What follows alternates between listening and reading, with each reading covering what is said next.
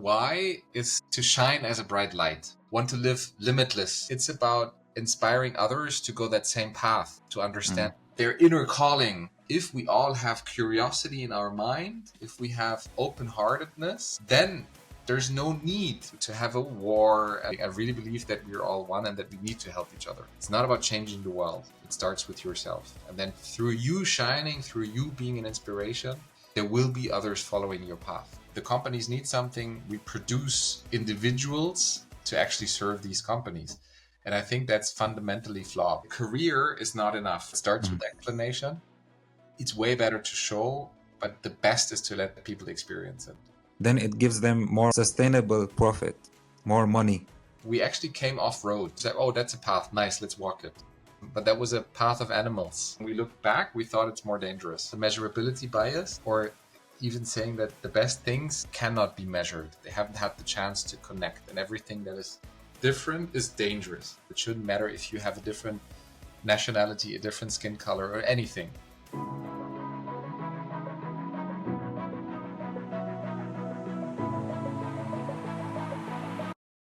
Thomas, I'm really excited and grateful to have you in the Core Impact podcast. You are someone who inspired me and is inspiring me, and I see you as a change maker. I'm really curious what you're going to talk about in this podcast. The first thing I would like to ask you, imagine yourself preparing for an extremely important meeting and you have 60 seconds to prepare yourself mentally. Show us what would you do in these 60 seconds. Oh, that's a wonderful one. It depends a bit on the type of meeting. What I usually, when I'm having an important meeting, I don't call it nervous, I'm excited. You could also call it nervous, but I chose the wording excited because if it's an important meeting, it means that I can have an impact in that meeting. And what I usually do is release that energy before I have that meeting. So that could happen through breathing, that could happen through jumping. So I really need to somehow activate to not have this tense energy, but you really have it flowing. So for example, when I have the kickoff of my mission identification challenge, what I do is I take 5 minutes to really get the energy flowing in my body, to really then also bring my best self to the session itself. So that's what I do. If it's an investors meeting or something more formal, it's not the jumping that I do. This is when I try to kind of structure what is the message that I want to bring across, what is the feeling that I want to have in the room. So I try to reflect a bit and go to my inside to see what energy do I want to transmit, So I have multiple ways of preparing for very important things, but it's usually about getting all my energies flowing freely and so that I can transmit them and bring them to the space. So if you want a calm energy, then breath work. And if you want to be like more excited and high energy, let's say, it's more about physical work, right? Yeah, and breath work as well as listening to my inside. What kind of feeling do I want to have in this room? What do I want to transmit? Do I want to transmit, the feeling of joy? Should it be, what is it that I want the room to be filled with? And I'm trying to understand for myself. And this is not something that you create, it's not creating a room of feelings, but it's something like, what is it that my body and my heart are telling me that the others also should feel, So that reflection, breath work. Yeah.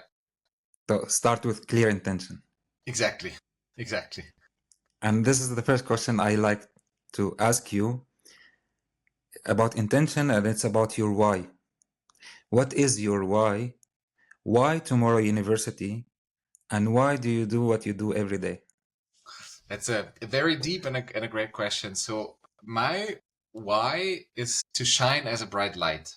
It's like I want to be on this planet to shine, to inspire, to energize, not only for myself, but mainly it's for like inner journey is very much I want to be in line. I want to experience joy, but at the same time, I also want to live limitless. It's not that I want to put myself in boundaries. And in order for being a light and being an inspiration, you have to have inner clarity, And for me, it's about inspiring others to go that same path, to understand their why, to understand their inner calling, their sacred dream, however you want to call it. But I think this is incredibly vital for everyone on this planet. But I don't want to be the missionary, that says do this, do that, do this. And I don't want to change others. For me, it's about having that unified me, living it full of energy. And at the same time, this can lead to me being an inspiration. And the best form for doing that is having an educational institution. So for me, I think education, a university united in diversity, is coming together, is sharing the same passion, is wanting to learn, wanting to evolve, wanting to develop. And a place like a university is a wonderful platform, a wonderful community to embark on this journey. That's why I started Tomorrow University, because I believe if we all have curiosity in our mind, if we have open-heartedness, then there's no need literally to have a war and all of these things, So if more people would try to look to the inside and say like the only way out is the way in, and we would live way more in harmony, not just like amongst us humans, also with the planet, for example. Would we kill a tree just like that? But if you look at a tree, the tree exhales the air that we breathe in, and the other way around. It's like we depend on each other, right? It's a system that we're living in. And I think if we all understand this, if we are all living in this very inward journey and really try to understand our why and live towards it, then we would also, as a society, as a planet, way better off. When you talked especially about war, I had goosebumps, Yeah, I can Thomas, you imagine. talked. And it's a huge topic. I'm not sure if you want to touch it, but Yeah, I mean, I'm curious. I'm open to listen to whatever you want to share. I have like some key questions, and I'm exploring with you. As I ask my guests about their why, I also like to share mine. Why I started the Core Impact podcast.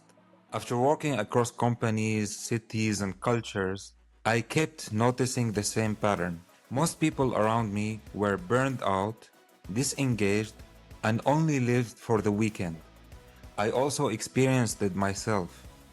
I went through a burnout, and I knew since then that I couldn't come back to the same patterns and mindset. What I've learned since, from connecting with experts and personal experiences, is that small shifts in routines and mindset can dramatically reduce stress and lead to more fulfilling work. That's why I created this podcast, to explore how can we build workplaces that are joyful, meaningful, and sustainable from the inside out, where profit meets purpose, because real impact starts at the core. So there is one thing also that you mentioned many times, and it's also part of the journey for the learners. And I want to know from you, what are your 3 core values, top 3, and how do you live them practically every day? Yes, that's very good. The first one for me is autonomy/freedom, both different concepts. But I really believe true freedom is what we need, as individuals, what I need. And I also want to, it's like, just to like when you have a working relationship, there's a contract and it's a very transactional relationship. Are you free? Depends on your own perspective, depends on how you interpret it. But in the end, for me, it's really about making the choices that we deem as necessary and that we want. But it's not about only doing what we want. It's not about only walking the path that we like. And then, for example, I don't care who's around me. So that needs to be paired with my value of compassion, acting as a community. So, for example, if it was all about freedom and my own will, my own choices, and I wouldn't care what you do, what others do, that's why it needs to be a combination of the two. Acting as compassion means it's going beyond empathy. For me, empathy is I want to understand others and I want to feel others, but compassion is I also want to help. I want to grow together. I want to identify if I can help, if we can do things together, because this is in the end also serving me. If I can help others, I have a good feeling. I really believe that we're all one and that we need to help each other. So that's my second. I actually have four, though. I'm not sure if I. Yeah, you can share that. The third one is all around the more mind part of it. It's curiosity. So for me, I there's so many things that you need to explore. This keeps me alive, that energizes me, it's this continuously evolving, continuously learning, being curious and continuously developing. That's the third one. And the fourth one is courage. It's one of the things that is very related also, of course, to the other side of courage, which is fear. Don't hold yourself back by certain fears. That does not mean that you jump onto everything totally risk friendly. Could be controlled risk, but understand your borders, understand your fears, and then act upon them and try to do things and be bold that serve the first three values. And what I do is actually I try to also schedule my week that I somehow have these values reflected in my being, Mm, my mm, time. For example, when it's about compassion, I want to spend time with our learners. I want to spend time with the team. I want to spend time with my family. At the same time, I know that when it's about learning, I also need me time. When it's about me reflecting, I need to be for myself. So I need to have that balance. It's not just values that help me to make decisions that are a guiding compass, but they also have helped me to structure my life. But going one level deeper to needs, of course, could even differentiate more into needs, not only the values. Yeah, but I try to live by them as much as I can. So to make sure that you are living your values, you have you go in with intention every week and you make a reflection by the end of the week to see, did I live my values during the week? What did I do?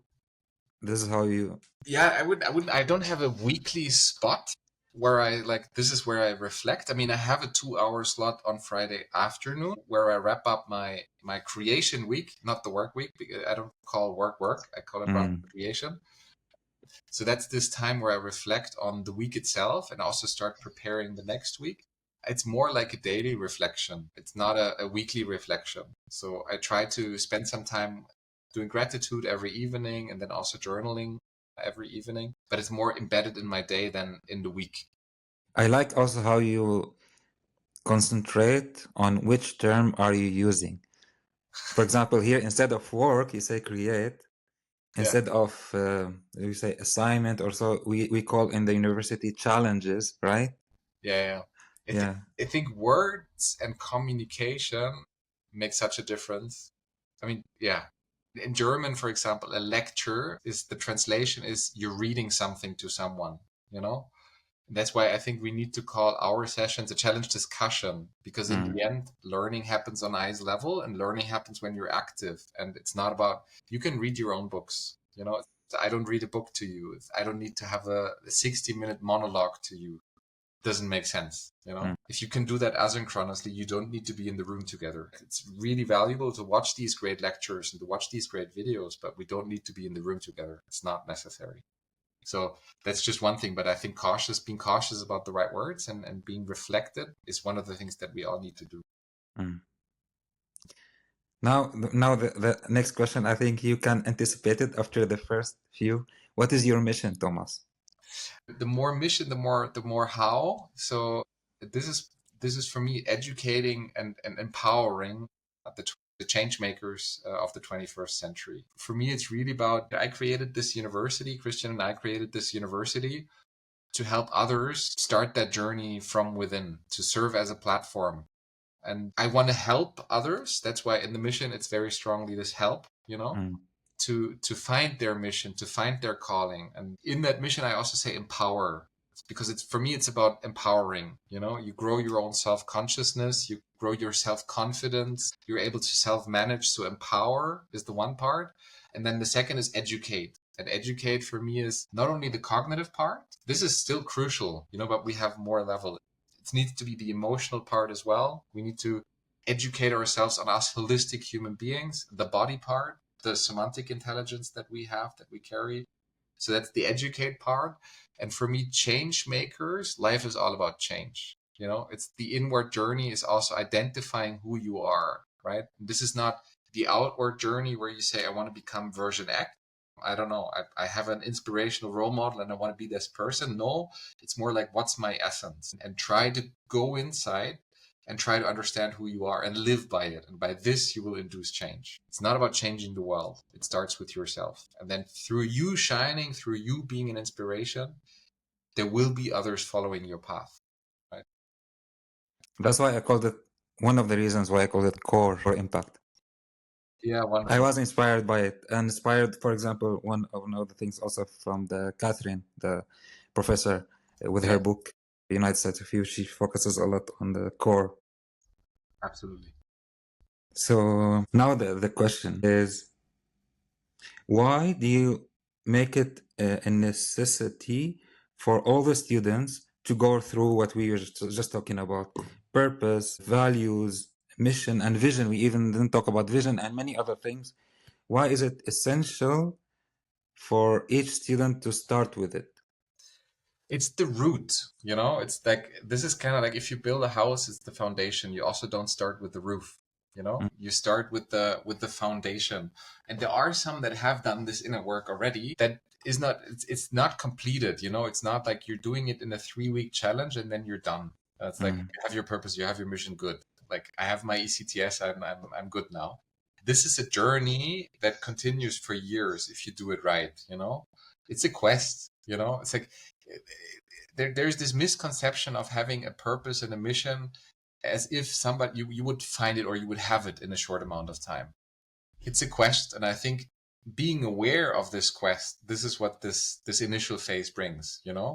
You are on a constant journey. That's why we also call it lifelong learning. And that's the one reason. So on the more individual level, and if you think of the more systemic level, the university level, so far, many universities still do it this way, that we look for the job market. We mm, look for what is needed. What do companies need? Oh, now they need many AI developers. It used to be factory workers in like 100 years ago during the Industrial Revolution.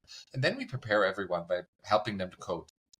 So pure term is here productivity. The companies need something. We produce individuals to actually serve these companies. And I think that's fundamentally flawed. It's like, landing a job. Yes, that's the system that we're living in, right? The economy that we're living in. But in the end, a career is not enough. In the end, a job, like if I have these 3 concentric circles, the biggest one is you have a job. That's good. If you have a job, it's wonderful. You're employed. The second is you have a career. Like, okay, you're advancing individually and you're progressing and stuff like that. But the sweet spot is that you have a calling, mm, that you actually do things you're incredibly passionate about, that actually unfold in a career, that unfold in a job, right? When you create value, you have the right to capture the value as well. Whether money being that term, fame, whatever you choose. But I think a university needs to go beyond just producing, really literally saying producing, it's a terrible word, humans for the labor market. It's helping individuals find their calling to actually then expand it to a career. mm. It's a very different view than the one of the 19th century, where it's like about industrialization, where you would say factory workers need to be there, here they are. Yeah. Thomas, I think you already answered, but you can expand on it. The next question, which is, you mentioned before that 85% of people hate their job. And I wanted to ask you, how can the educational system prevent that from happening? Very good question. I think it's many dimensions. The one I just answered, like it's helping them find their calling, but I think it's not enough. You can have a sense of your calling. You can have a sense of the combination of passion and proficiency and how to turn that into profit. Thinking of the hedgehog, for example. So you're not only passionate about something, you're also good at it, and you're Mm, having found a way in how to turn it into an impact, into a profit. You can have this sense. At the end, you also need the capabilities to act upon it. And that's why I also say, like, it starts with inner work, but in the end, you also need to unfold your actions. Yeah. You need to actually, life is an action. Life is active, if otherwise you don't spend it only reflecting. You don't spend only doing that inner journey. It's about, and also walking that path. It's laying out the path, but it's walking the path. And the university has a very, very strong duty to educate and help the people grow these capabilities. That could be, if you think of a very easily explained skill, that could be communication, you know, mm, You may be very good at understanding your passion, your purpose, your why, but in the end, you need to act upon it. And for that, you need to also be able to communicate non-verbally, verbally. You need to grow that skill, right?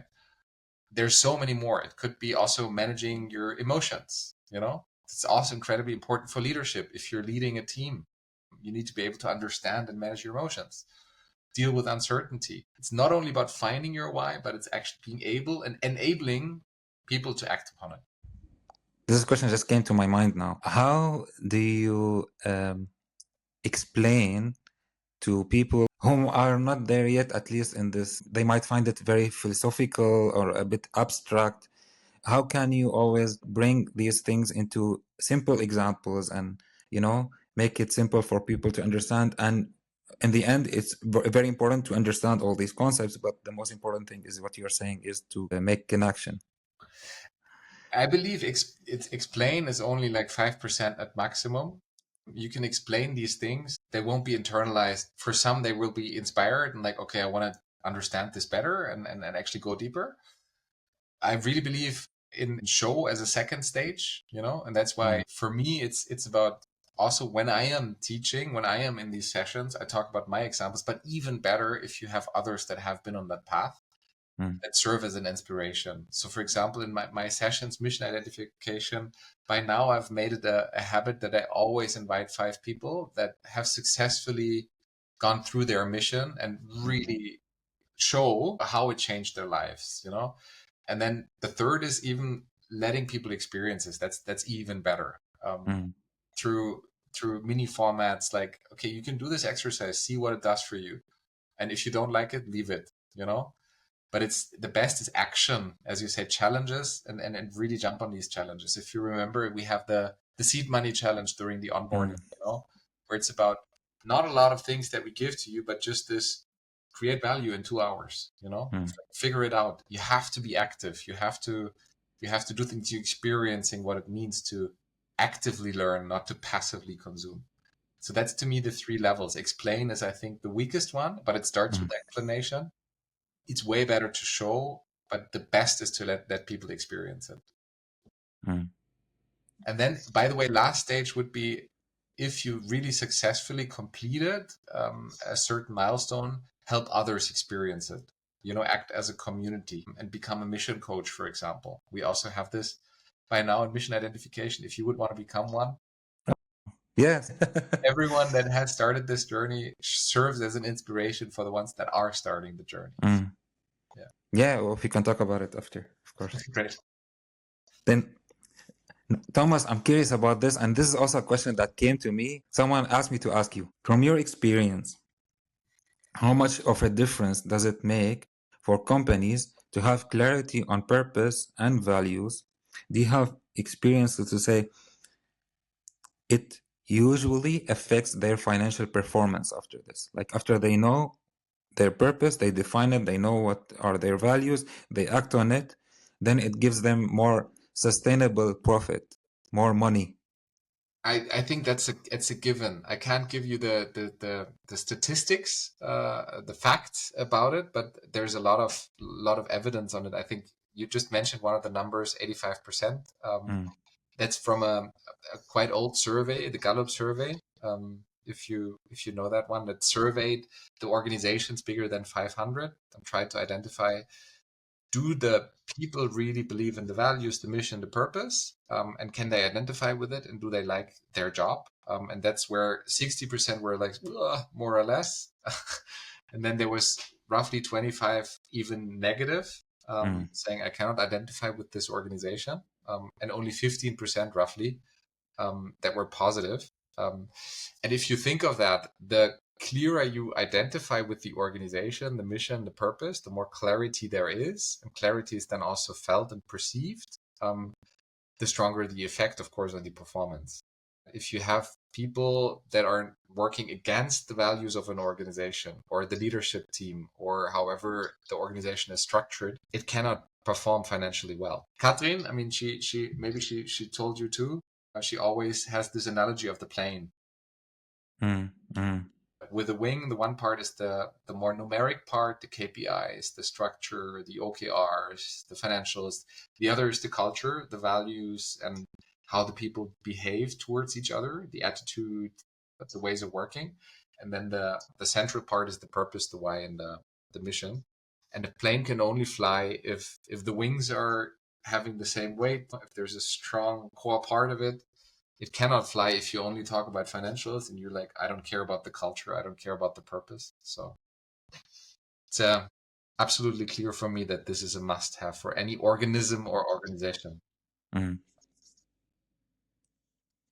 And you mentioned also productivity, and in a world that, at least to some extent, is obsessed with productivity and performance, how can we stay connected to our deeper purpose as individuals, and how can we also inspire others to be like this? Either we are talking about individuals again or companies.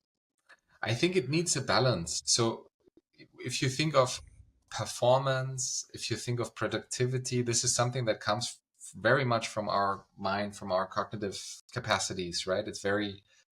It can also be like nice and satisfying if you produce things, if you achieve things, if you cross out things on the task list, right? And having a clear purpose and a mission does not mean that you don't work. It does not mean that you don't create. It does not mean that you don't do things or actually produce things. But in the end, this is not the ultimate goal, is to produce things, right? It should be way more in balance. And I think we're disbalanced now, thinking of the current economy, which is we measure GDP only, we measure growth only, for example. It should be very much in line with well-being, human and planetary well-being as well.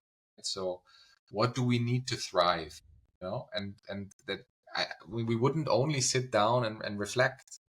We do things. We human beings are active beings. It's action. That's what I said. And that can, of course, also be measured, if you will, in productivity, but it should be a single dimension metric.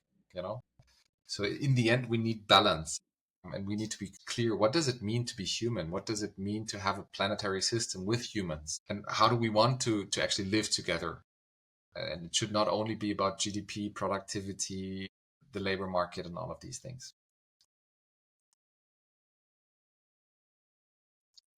What is the biggest misconception from your view about impact-driven careers?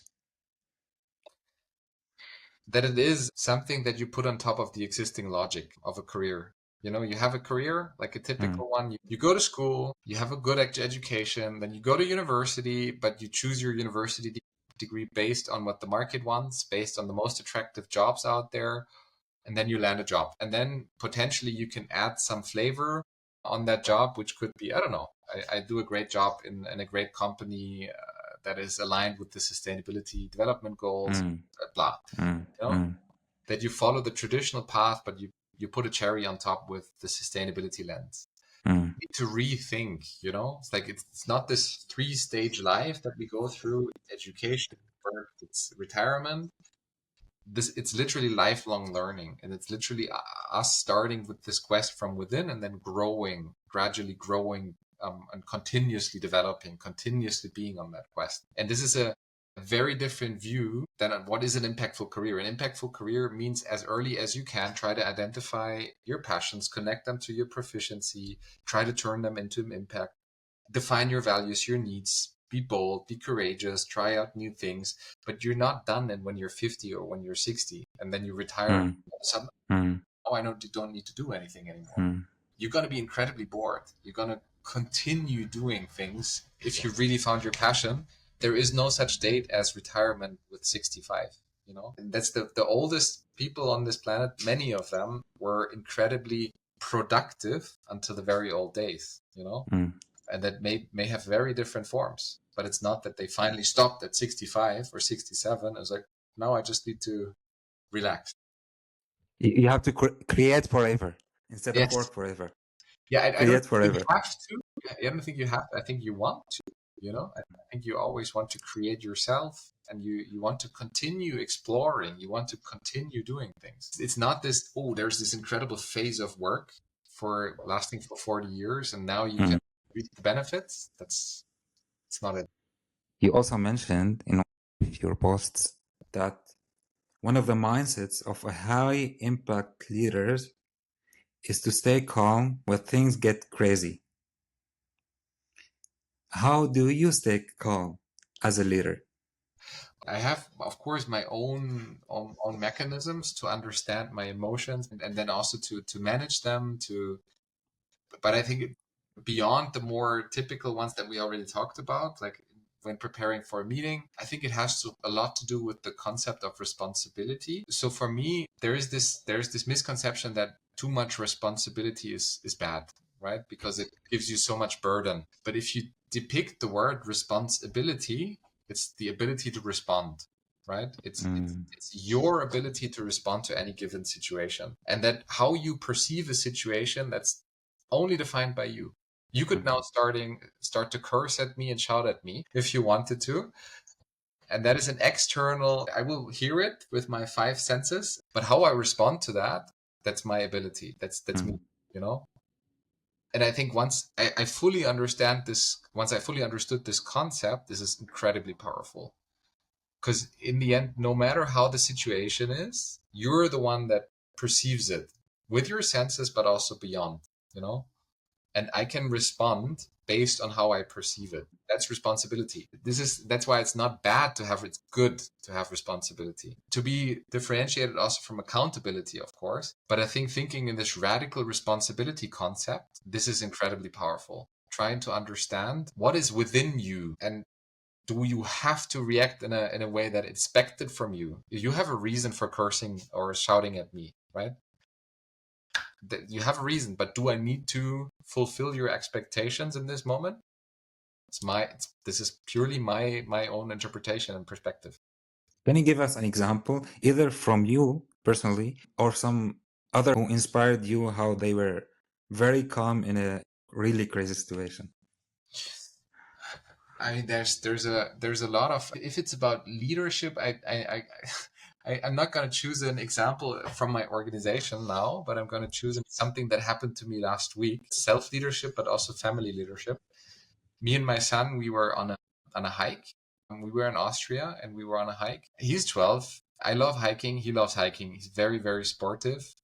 And the day before, we climbed one of these large mountains, and then it was the second day, and we actually came off road. So we were both like, oh, yeah, let's just keep on going. We'll find the road, the path again. And then we found a path in the middle of the woods. It was steep continuously, and it was like, oh, that's a path. Nice, let's walk it.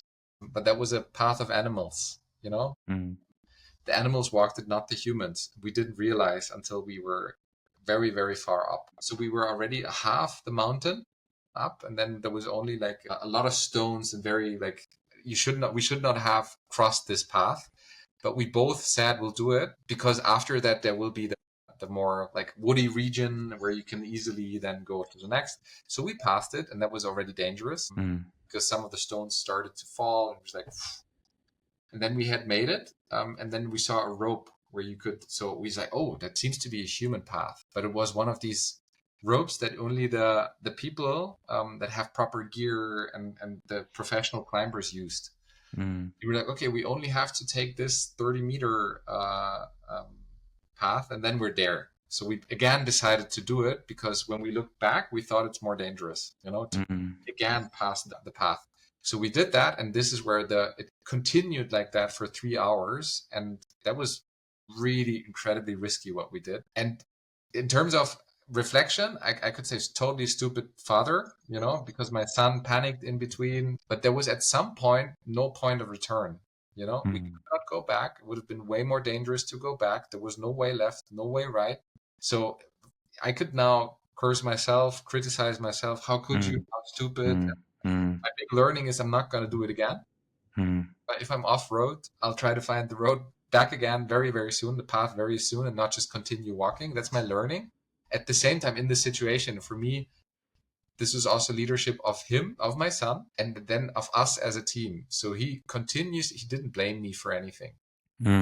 Very normal. Like as a 12-year-old, he could have said, Father, why do you bring me in a situation like that? He was continuously saying, we're making this, we're able to do it, So he had an incredible calm way of motivating us both, and we did vice versa. So there were situations when he was afraid, when I was afraid, when we continuously actually tried to encourage each other. And that was leadership of a 12-year-old. So I think that was one of the things that really inspired me. Mm. Same thing. One of the mechanisms I didn't look back. I didn't look down because it was really steep. It's like the only way is up, so I only can look up, So it's the only thing that I really need to consider. And this is where I was astonished by how I can manage my emotions, because there was continuously fear creeping, but it helped me to be cautious, but too much would have made me panic. So that was self-leadership as well. By the way, when we were up, so we made it, when we were up, like, I don't know, the colors of the trees and everything looked 10 times brighter and 10 times Mm. more intense than I ever have experienced it before. But that was an incredible moment of leadership, like from a Mm. 12-year-old, because he didn't go into this drama triangle blaming. He took full responsibility. Do you feel inspired by this conversation? If that's the case, please share that with me, write me a comment, and share it with a friend that you know will benefit from this podcast. Core Impact Podcast is on YouTube, Spotify, Apple Podcasts, and all other major platforms. Thank you, Thomas. If you noticed, I really thought about the questions, and I know you would be comfortable asking uncomfortable questions, but Yeah, also to know you better and to get inspired by you. absolutely. I love that. That's deep conversation. That's what it's great. Yeah, thank you, Thomas. What's your biggest learning moment as a co-founder and CEO of the university? That everything is like, when it's built by human, it's human. This thought of organization, this thought of you can only structure and put processes everywhere and everything is scalable, and this very like productivity logic, it helps to structure, it helps to have processes, but they should never come at the cost of the people, of the people that you're educating, of the people that are in your team.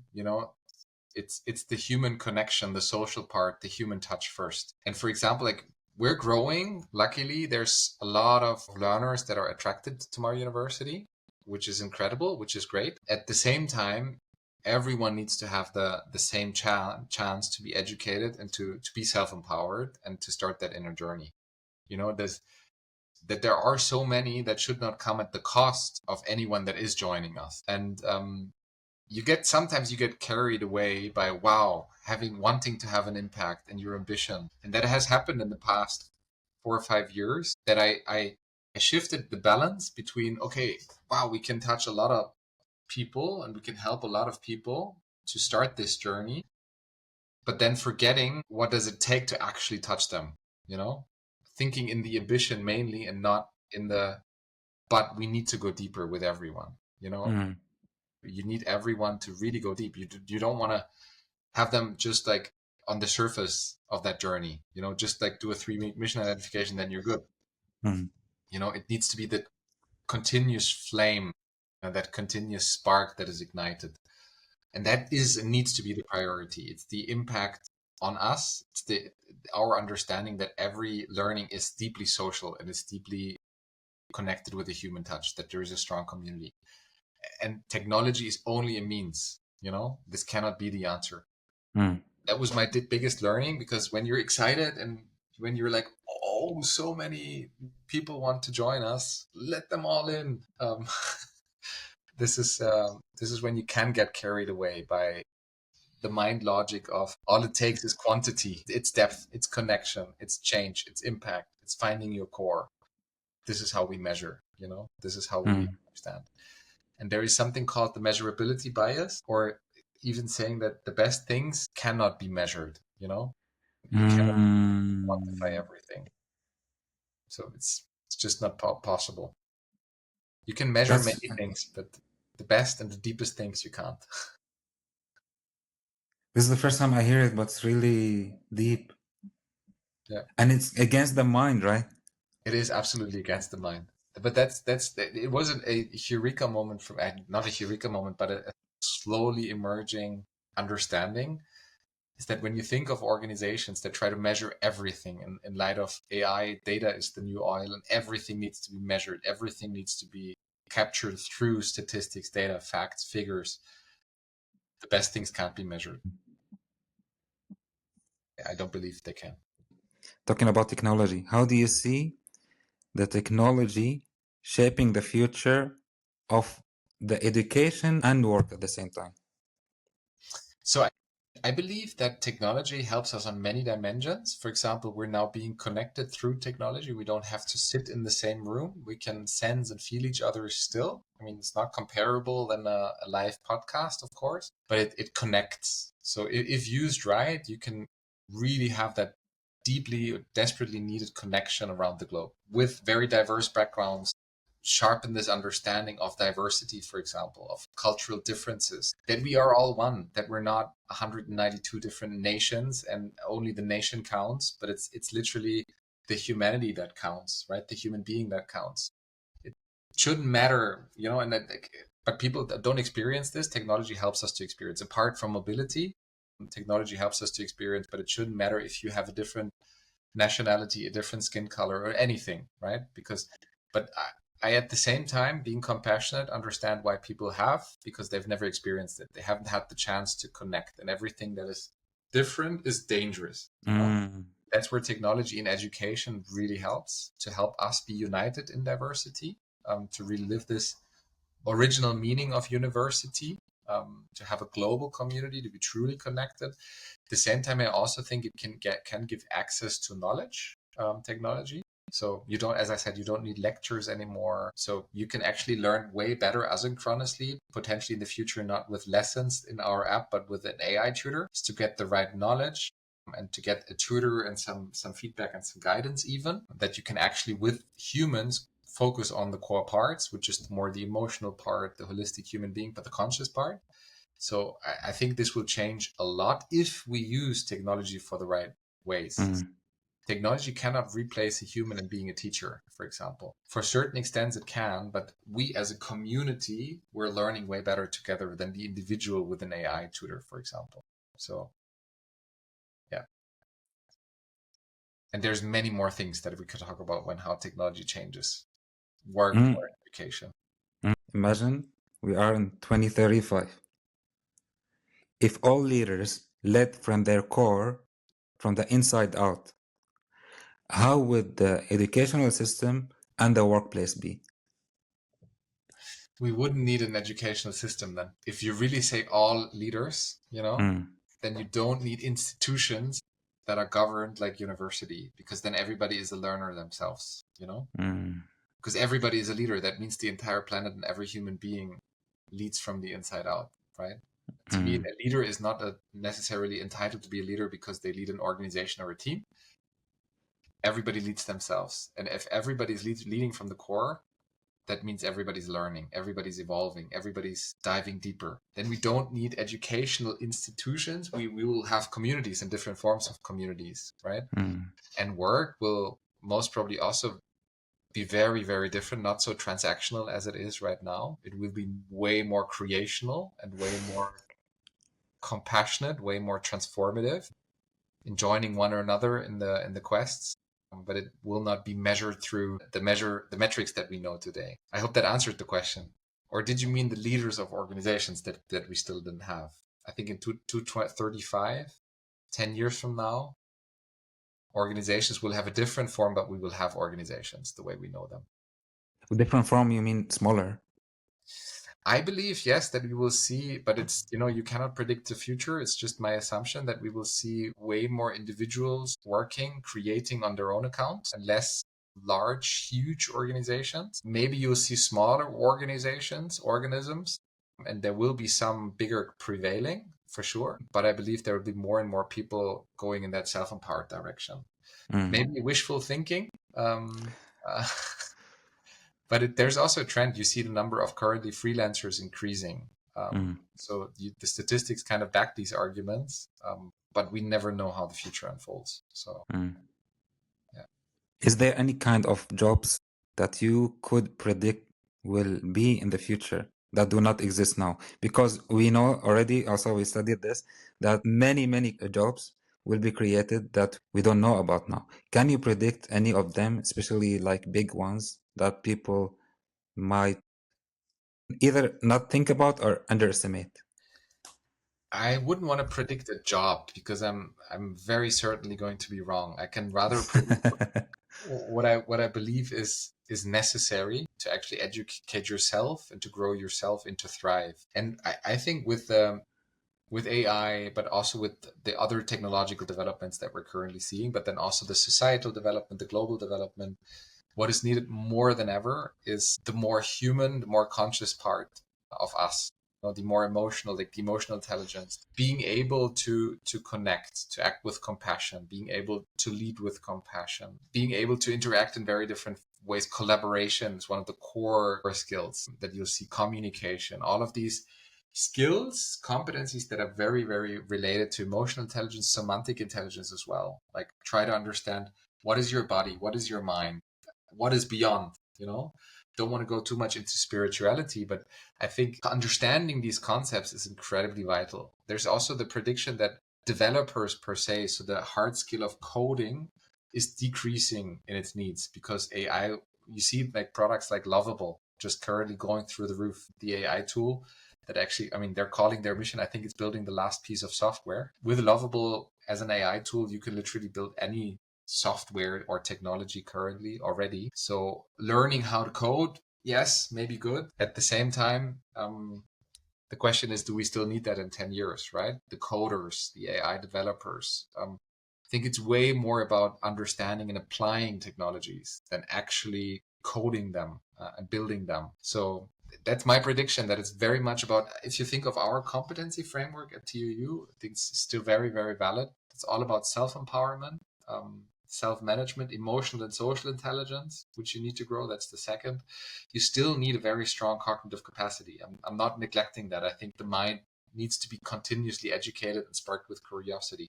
Technological mastery, it's not really understanding the technologies, understanding the ethical, moral impacts of technologies. Sustainability thinking, right? It's all about thinking in a more durable, in a more systematic view, considering all of the dimensions, ecological, social, and then last but not least, the more entrepreneurial dimension, entrepreneurial spirit, entrepreneurial acting, thinking, creation. That's the six competencies that I believe are already vital today, but will be even more vital in the 21st. Thomas, is there anything you would like to mention in the end, or you think it's important but we haven't talked about? I believe we're at a crossroad at the moment. So I really believe that we have, and this is a very positive view on things, that we have all the technologies. It's the first time in history that we have all the technologies, the tools, the science to have an incredible humanity in a thriving planet, right? On a like human and planetary well-being is possible with everything that we have developed and achieved in the past years. If we continue though, just look for the outside and look for the outside achievements and look for consuming and look for eradicating our needs through consumption, and then this tipping point is going in the wrong direction, right? If we start to understand that we have all the tools, we have the possibility to educate, to empower 8 billion people out there to start a rather inward journey, then I think we are really going to live an incredible life on this planet. But it is a crossroad. To me, it's a tipping point. We need to have this understanding, and more people need to have this understanding that it's not the outward pleasure, that it's not about more convenience on this planet, getting your chips or whatever your next product in 5 minutes and even faster, but it's more about understanding who you are and living by it. I think we can make that happen, right? We can really make that happen. The more people dare, the more people have the courage to go in that direction. Because I really believe, and I believe in it more and more. For example, what Gadi says, be the change you want to see in the world. It's not only just start by yourself, but because we can really change the world if you believe in Exactly. this. And if you believe in changing yourself. Yeah, exactly. Thank you very much, Thomas. I'm really grateful for this talk. Thank you Really very an much. inspirational talk. I hope I made sense. We went quite deep, I think. And that's what podcast is, core impact. I really like to go deep, and I like people who go deep. It's like wonderful. It's Yeah. really, really great conversation. If you have enjoyed this podcast, feel free to connect with us on LinkedIn and to follow the podcast on YouTube, Spotify, Apple Podcast, and all other major platforms. Enjoy every moment. Until next time.